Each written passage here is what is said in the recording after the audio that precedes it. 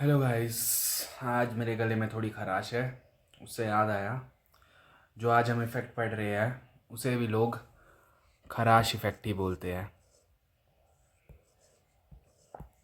जिसको हम सब टेक्निकल टर्म में हाइपर कॉन्जुगेशन के नाम से जानते हैं। इस नाम से हाइपर कॉन्जुगेशन। तो बोले भैया, ये हाइपर कॉन्जुगेशन है क्या? तो ये कंसेप्ट है जिसमें सिग्मा बॉन्ड्स जो होते हैं वो इंटरेक्ट करते हैं एम्प्टी या पार्शियल फिल्ड पी ऑर्बिटल्स के साथ, या फिर पाई बॉन्ड के साथ, या फिर एंटी बॉन्डिंग ऑर्बिटल्स के साथ, ताकि वो एक रेजोनेंस जैसा इफेक्ट क्रिएट कर सके, जिससे हमारा ऑर्गेनिक स्पीशीज जो है वो स्टेबलाइज रहे। अब आप बोलोगे कैसे? तो देखते हैं। मान लो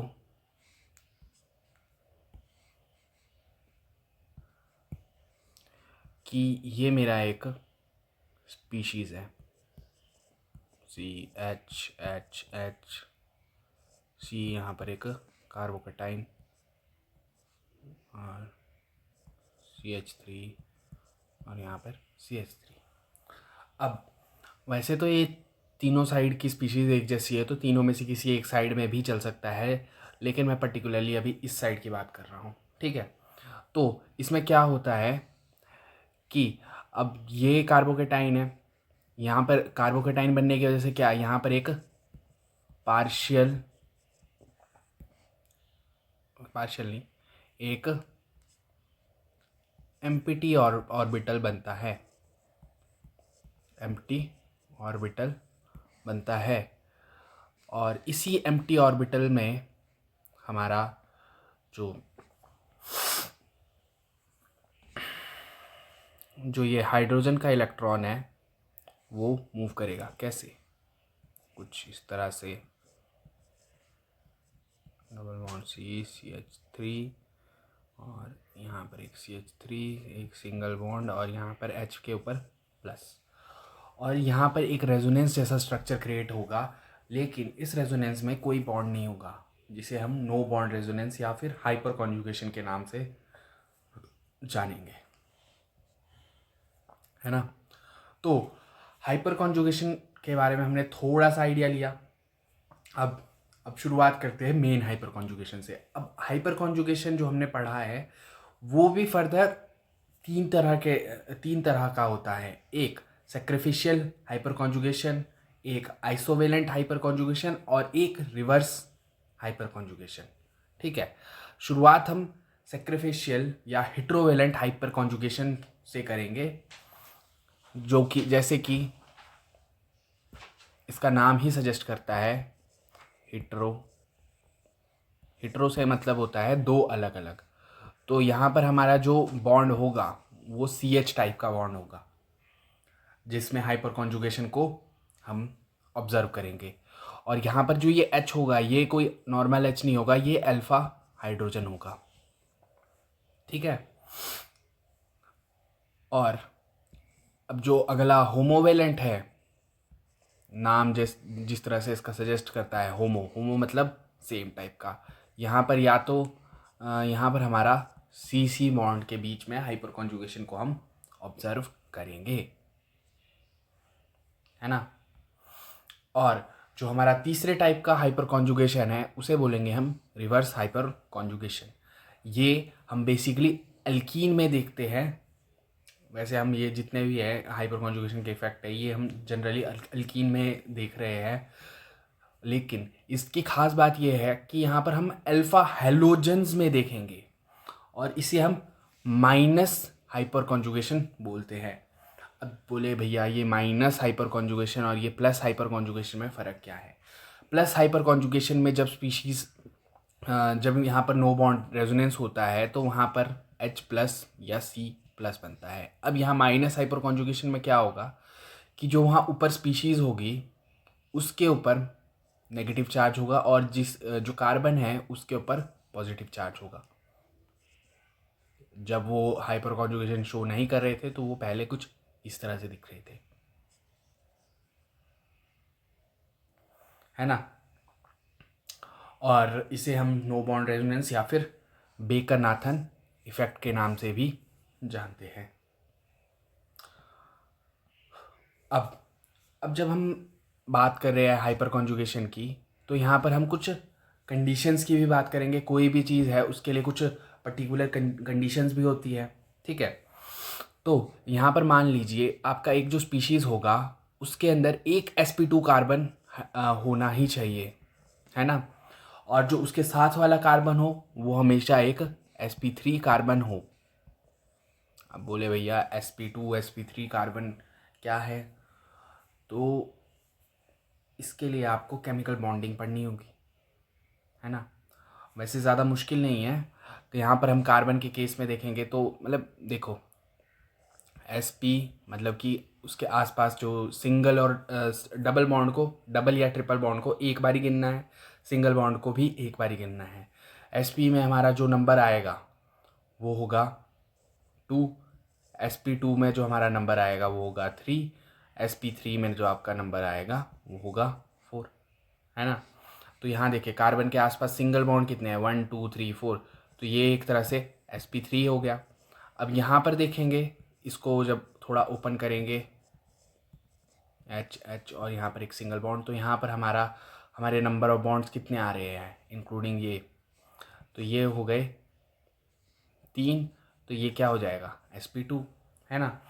और यहाँ पर 2 कंडीशंस तो हमें दिख गई। अब जो तीसरी कंडीशन है वो क्या कहती है कि हमारे पास एटलीस्ट एक अल्फ़ा हाइड्रोजन होना चाहिए, एटलीस्ट हमारे पास एक अल्फ़ा हाइड्रोजन होना चाहिए।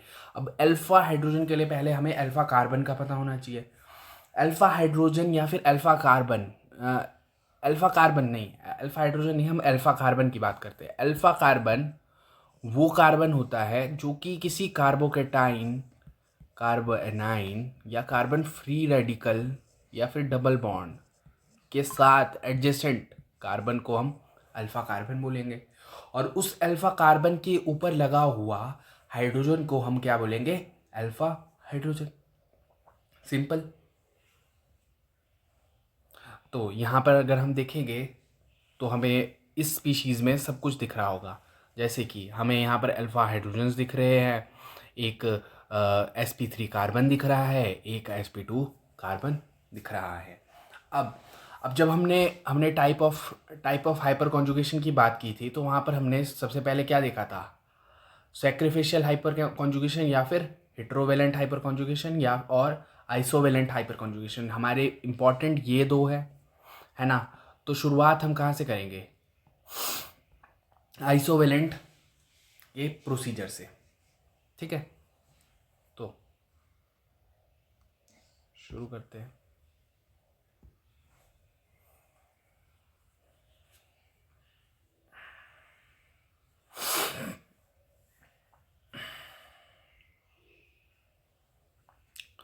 तो इसमें हमारा जो स्पीशीज़ है वो क्या है, सी सिंगल बॉन्ड CH2 और यहाँ पर 3 साइड से हाइड्रोजन हाइड्रोजन, एक हाइड्रोजन, और यहाँ पर क्या चार्ज है, पॉजिटिव चार्ज। अब जब यहाँ पर पॉजिटिव चार्ज है तो यहाँ पर हमारे पास एक वेकेंट p ऑर्बिटल होगा, है ना।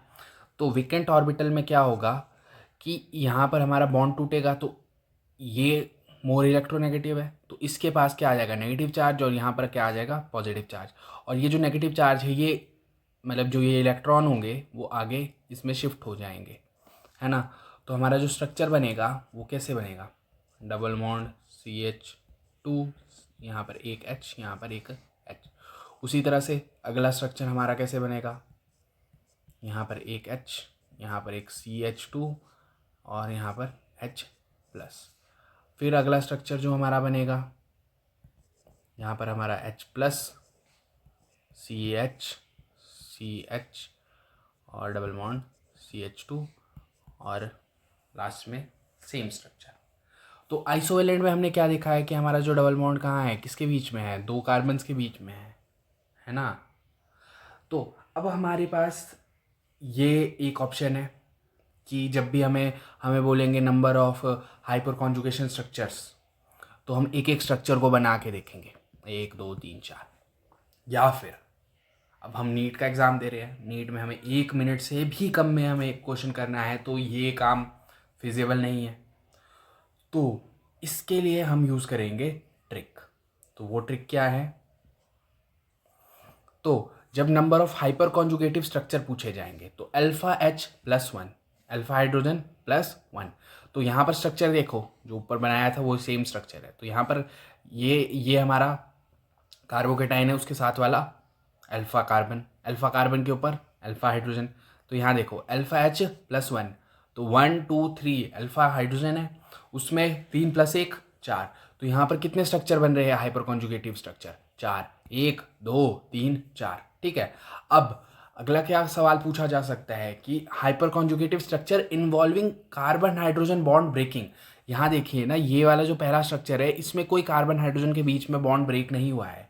जो सेकंड स्ट्रक्चर है उसमें कार्बन और हाइड्रोजन के बीच में बॉन्ड ब्रेक हो रहा है, थर्ड स्ट्रक्चर में भी हो रहा है एंड फोर्थ स्ट्रक्चर में भी हो रहा है। तो उसकी वैल्यू कैसे निकलेगी? अल्फा H, अल्फा हाइड्रोजन, जितने अल्फा हाइड्रोजन होंगे उतनी बारी ही कार्बन हाइड्रोजन बॉन्ड ब्रेक होगा, है ना। तो यहाँ देखो 1, यहाँ 2, ये 3। अब उसी तरह से अब पूछ लेंगे कि number of no bond resonating structure, कोई बॉन्ड वाला रेजोनेटिंग स्ट्रक्चर नहीं है, तो मतलब alpha number of hyperconjugated structure involving CH bond breaking, तो उसके लिए भी वैल्यू हमारी सेम रहेगी अल्फा H, यहाँ पर भी अल्फा H, बस यहाँ पर हाइपर कॉन्जुगेटिव स्ट्रक्चर या फिर टोटल हाइपर कॉन्जुगेटिव स्ट्रक्चर्स। आपको क्वेश्चन के हिसाब से ध्यान रखना है कि क्या पूछा जा रहा है। कई लोग total number of hyperconjugative structure की जगह पे इन्वॉल्विंग CH बॉन्ड ब्रेकिंग वाला करके आ जाते हैं, तो मैं चाहता हूं कि आप ये गलती ना करें। तो इन फॉर्मूलों को ध्यान रखें, आपका जीवन सुखी रहेगा। मतलब ये अभी एकदम से नहीं याद रखना है, धीरे धीरे याद हो जाएगा। जो लास्ट वीक का लेक्चर था उसके बाद ये काफ़ी इजी हो जाएगा। अब हम बात करेंगे हिटेरोवेलेंट में कैसे चलेगा ये गेम। ठीक है, तो कहाँ है? तो हेटेरोवेलेंट में हमारी स्पीशीज़ कैसे बन रही है? Carbon carbon hydrogen double bond CH2, यहाँ पर एक H, यहाँ पर एक H और यहाँ पर एक H। अब देखेंगे तो यहाँ पर हमारा क्या है, यहाँ कोई हमें वेकेंट ऑर्बिटल दिख नहीं रहा है। अब जब हमने मॉलिक्यूलर ऑर्बिटल थ्योरी पढ़ी थी तो वहाँ पर ऑर्बिटल बनते थे, है ना। तो एक पाई ऑर्बिटल बनता था, पी पाई ऑर्बिटल, पी पाई जेड वगैरह, इस तरह से ऑर्बिटल्स बनते थे। और कुछ ऑर्बिटल एंटी बॉन्डिंग वाले, ये कौन से होते थे? Bonding orbital. कुछ ऑर्बिटल कैसे बनते थे? एंटी बॉन्डिंग वाले ऑर्बिटल, है ना। तो देखो बॉन्डिंग ऑर्बिटल तो यहाँ पर कार्बन की यूज़ हो चुके हैं, तो यहाँ पर किसकी क्या यूज़ हो सकता है? एंटी बॉन्डिंग ऑर्बिटल, है ना। क्या यूज़ होगा? Anti bonding orbital. तो यहाँ पर अगर हम एक ऑर्बिटल बनाएंगे तो उसे बोलेंगे पाई स्टार ऑर्बिटल, है ना। तो इस पाई स्टार ऑर्बिटल में क्या होगा कि हम यहाँ पर स्ट्रक्चर बनाएंगे, यहाँ पर एक पॉजिटिव, यहाँ पर हाइड्रोजन डबल बॉन्ड CH, है ना। यहाँ वाला आगे शिफ्ट हो गया और यहाँ पर C- और यहाँ पर 2 हाइड्रोजन, है ना। उसी तरह से ये फर्दर स्ट्रक्चर्स बन सकते हैं जो कि हमें बनाने की ज़रूरत नहीं है, हम यहाँ पर भी फॉर्मूले से काम करेंगे। अब यहाँ पर जो हम देख रहे हैं ये या तो डबल बॉन्ड में हो रहा है ना, ये इससे टिपल लगेगा, लेकिन यहाँ पर या तो डबल बॉन्ड में हो रहा है या फिर इस तरह से और कौन सा कंपाउंड है? बेंजीन टाइप के कंपाउंड में हो रहा है। तो यहाँ पर जो हमारे नंबर ऑफ स्ट्रक्चर बनेंगे उसका फॉर्मूला बदलेगा। तो वो फार्मूला क्या आ जाएगा? Hyper conjugative structure in benzene compound या फिर एल्काइल बेंजीन मतलब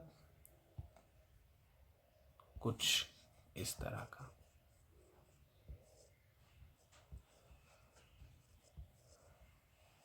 CH2 इस तरह का कोई स्ट्रक्चर होगा, ठीक है। तो वहाँ पर वैल्यू क्या आएगी? 3 × alpha H + 2, 3 times of alpha H + 2। तो अल्फा हाइड्रोजन कितने हैं यहाँ पे?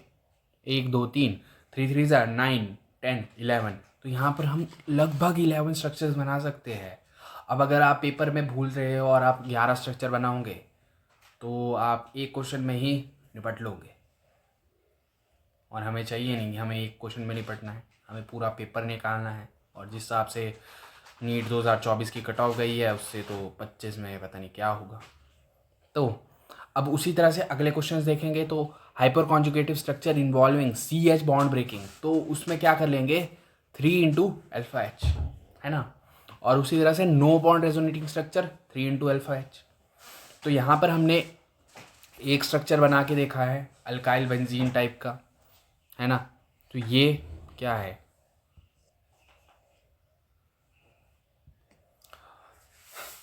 तो यहाँ पर कौन सा स्ट्रक्चर है, एक अल्काइल बेंजीन का।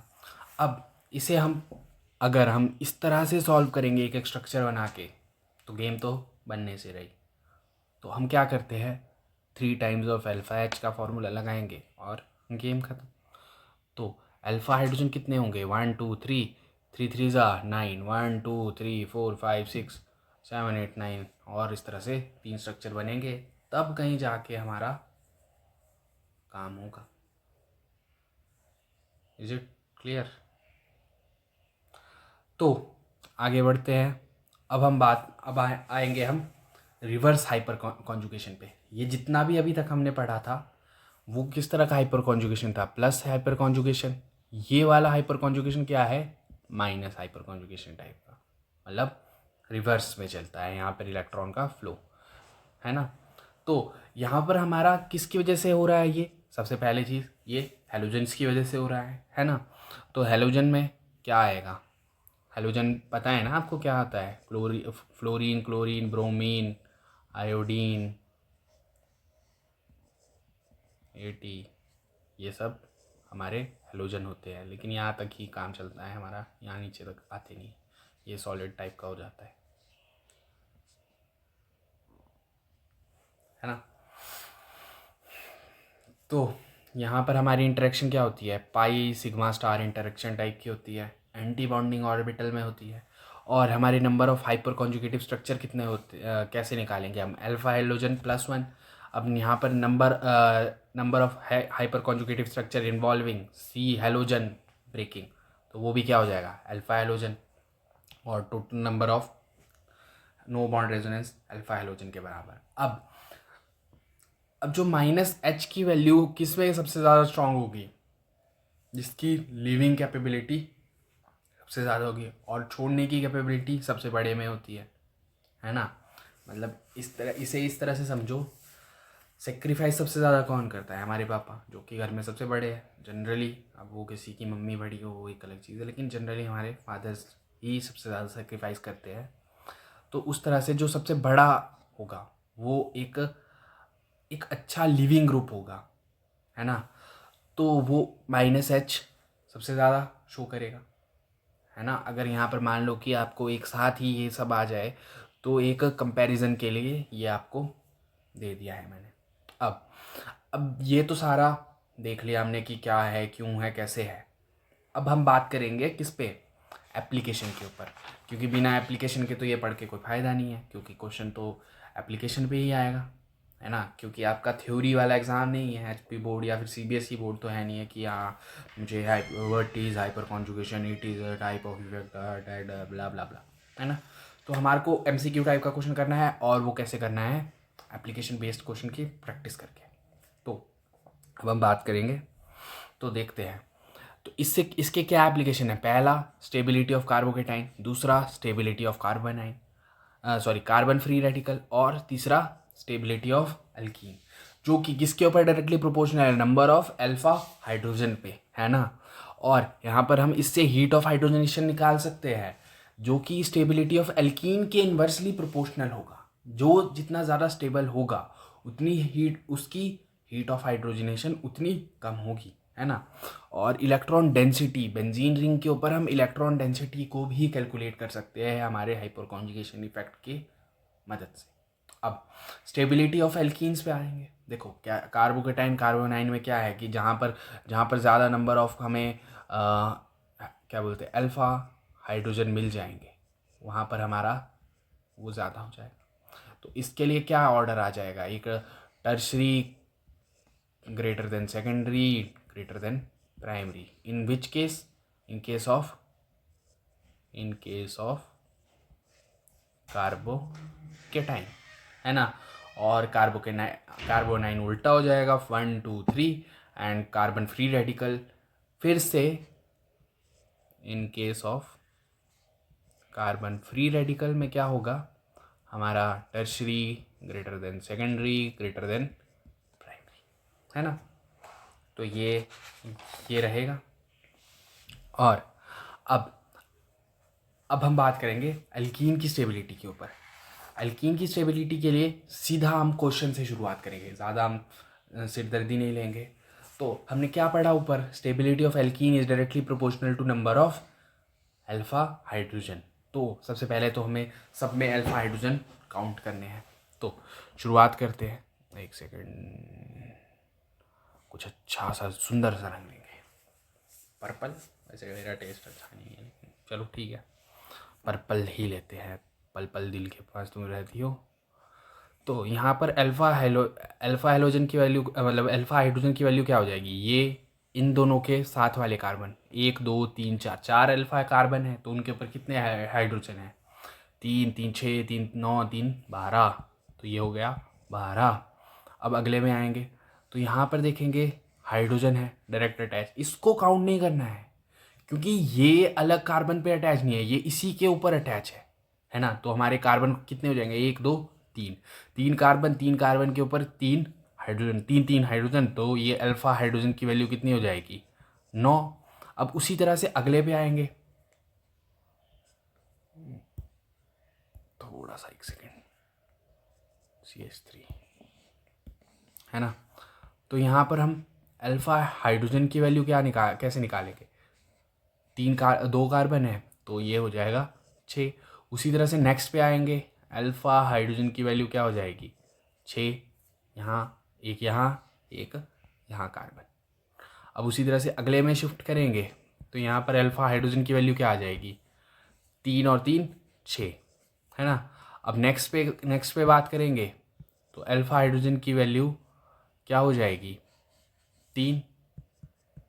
इसको मत काउंट कर लेना, कोई महान आदमी अगर इसको काउंट कर रहा है तो अभी ध्यान से देख लो, इसको काउंट नहीं करना है, ये इसी बॉन्ड के साथ है यहाँ पर। और अगर किसी को कन्फ्यूज़न होती है इस तरह से तो वो इस तरह से स्ट्रक्चर बना सकता है ना। तो आपको दिक्कत नहीं होगी। शुरुआत में आप इसी तरह के, मैं आपको रेकमेंड करूँगा कि इस तरह से स्ट्रक्चर्स बनाओ, और जैसे जैसे आपकी प्रैक्टिस होगी आपको ये बनाने की ज़रूरत नहीं होगी, आप सिंपल ऐसे भी कर लोगे, है ना।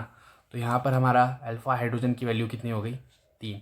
अब यहाँ पर अल्फा हाइड्रोजन की वैल्यू कितनी हो गई है, कितनी है, 0, मतलब कोई अल्फा हाइड्रोजन नहीं है। तो अब देखेंगे हम स्टेबिलिटी, तो स्टेबिलिटी में क्या आ जाएगा सबसे, अब तो ये बहुत इजी हो गया। तो सबसे पीछे कौन रहेगा, 7 नंबर, हम बोलेंगे 7 नंबर पे 0 है। सबसे आगे कौन रहेगा, 1 नंबर, 1 नंबर सबसे आगे, है ना। अब देखेंगे दूसरे नंबर पे कौन है, 9 नंबर, तो ये है 2। अब दिक्कत आएगी हमारे को जहाँ पर 6 6 और यहाँ 6 आ रहे हैं, है ना। क्या क्या आ रहे हैं, 6 6 और 6 आ रहे हैं। तो अब हमें देखना है कि कैसे ये जो 6 equal number of alpha hydrogen है तो उनमें कैसे कंपेयर करेंगे, है ना। तो अल्फा हाइड्रोजन में अगर stability number of alpha hydrogen same आ जाए तो हम अनसिमेट्रिकल एल्कीन को हम प्रायोरिटी देंगे। हम क्या करेंगे, अनसिमेट्रिकल एल्कीन को प्रायोरिटी देंगे। क्यों, क्योंकि वहाँ पर बनेगा एक प्राइमरी कार्बोनाइन, क्या बनेगा, प्राइमरी कार्बोनाइन, और primary carbanion is very much stabler than secondary and is very very much stabler than tertiary carbanion, है ना। तो जो सबसे ज़्यादा स्टेबल होगा वो बाजी जीत जाएगा, है ना। तो यहाँ पर कौन आ गया, 3। अब बोलेंगे दिक्कत है भैया ये 4 और 5 में। तो अब देखो यहाँ पर तो सिमेट्रिकल है, दोनों तरफ सिमेट्रिकल है, लेकिन यहाँ अगर आप देखेंगे तो ये एक सिस है और ये क्या है, एक ट्रांस है। तो सिस में क्या होगा कि ये दोनों में बहुत ज़्यादा क्या होगा, रिपल्शन होगा। इसकी वजह से क्या होगा, यहाँ पे ये दोनों एक दूसरे को पसंद नहीं करेंगे, बोले भैया जाओ। और यहाँ पर क्या होगा, स्टेबिलिटी घट जाएगा। क्या होगा, स्टेबिलिटी घट जाएगा, है ना। जब स्टेबिलिटी घटेगा तो ये ऑटोमेटिकली इससे हार जाएगा, है ना। क्योंकि यहाँ देखिए, यहाँ पर ये इसका इलेक्ट्रॉन क्लाउड और इसका इलेक्ट्रॉन क्लाउड दूर दूर है, तो ये एक दूसरे से नहीं टकराएगा। तो यहाँ पर कौन आएगा, 5 ग्रेटर देन 4, है ना। अब बचा कौन है, 6 और 7, तो यहाँ पर आ गया 6। तो इस तरह से हमारा क्वेश्चन हो गया सॉल्व।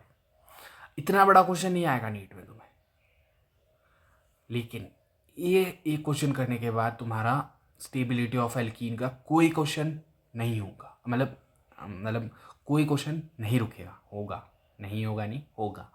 और कोई क्वेश्चन ये क्वेश्चन करने के बाद नहीं रुकेगा, जैसा मर्जी हो, ठीक है। तो ये ही बताया गया था यहाँ पे। अब बात करेंगे हम स्टेबिलिटी ऑफ कार्बोकेटाइन पे। अब देखो, स्टेबिलिटी ऑफ कार्बोकेटाइन, अब यहाँ पर एक ये एक सेकंड मैंने थोड़ा सा लिखने में गड़बड़ कर दी है, तो इसे हम ठीक करते हैं। यहाँ पर लगेगा एक कार्बोकेटाइन, यहाँ पर भी एक कार्बोकेटाइन। हाँ, अब बन गया ये सवाल। तो देखो, यहाँ पर कार्बोकेटाइन सब में है ना। इसको थोड़ा अलग दिखा देते, नहीं तो दिक्कत हो जाएगी।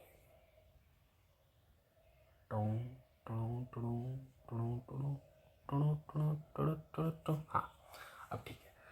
तो स्टेबिलिटी ऑफ कार्बोकेटाइन देखेंगे हम। तो यहाँ पर कार्बोकेटाइन है, यहाँ ये कार्बोकेटाइन है, ये कार्बोकेटाइन है और अगला भी कार्बोकेटाइन है। तो अब यहाँ पर स्टेबिलिटी देखेंगे कैसे।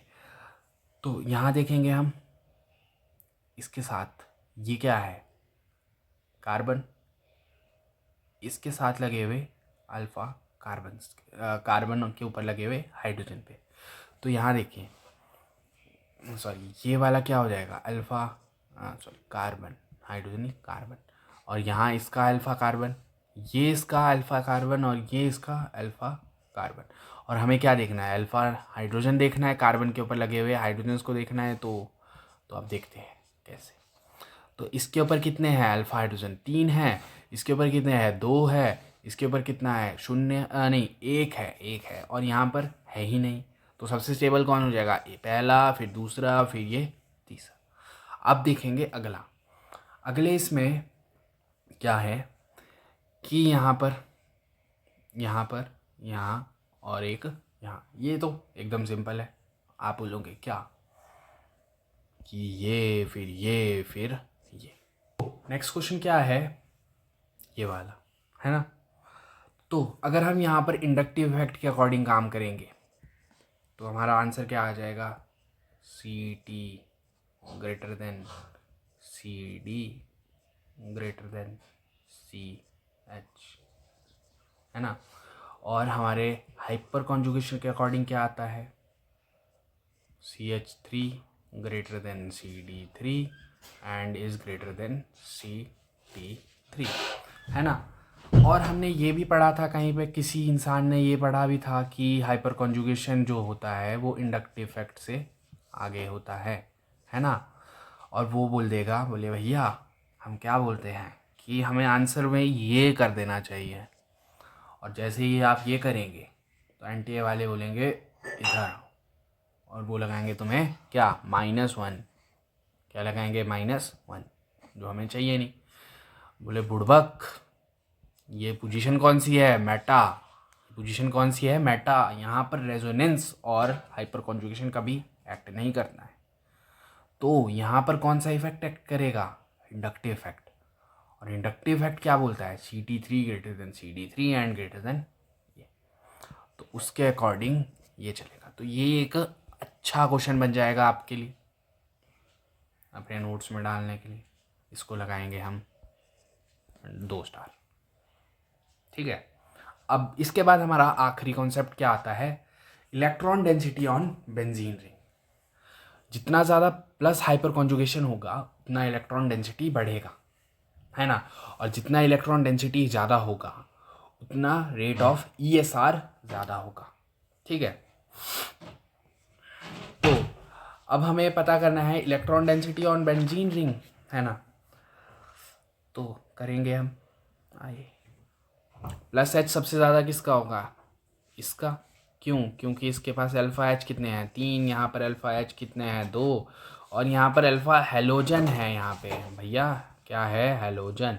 और अल्फ़ा हेलोजन डीस्टेबलाइज करता है ना। और यहाँ पर कुछ नहीं है तो फिर आसान काम हो गया। तो यहाँ पर 2 ग्रेटर देन 4, और फिर उसके बाद ग्रेटर देन 1, और लास्ट में सबसे ज़्यादा कौन आएगा, 1, 2, 3, है ना।